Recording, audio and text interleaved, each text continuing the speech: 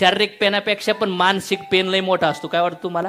आणि मानसिक पेनेमुळे लोक चरस गांजा सुसाईड पर्यंत आज हायर लेवलला ऍडिक्ट झाले. ते ऍडिक्टेड जे आहे ना, तो लय भयानक पेन आहे. करा ना पेन घ्या, बघा, सांगा, लाईनीत सांगा 50 लोकांना तुम्हाला शिव्या घालायला, तुम्हाला अपमान करायला, तुमच्याबद्दल निगेटिव्ह बोलायला. त्यानंतर सुद्धा तुमच्या आतमध्ये जर चला पॉझिटिव्ह भयानक आहे ना, तुम्हाला कोणीच नाही हरवू शकत. तुटला पाहिजे माणूस. काही परिस्थिती असतात ज्या माणसाला तोडून टाकतात, काही अशी परिस्थिती असतात की त्या माणसाला घडवून टाकतात. सेम सिच्युएशन मध्ये काही लोक तुटून जातात, रबलासारखे तद्देश तुटतात, आणि काही लोक स्वतःला एवढं ताणतात, मिरॅकल चमत्कार करून दाखवतात. गांधीजीचा अपमान झाला होता का नव्हता? पेन होता का नव्हता?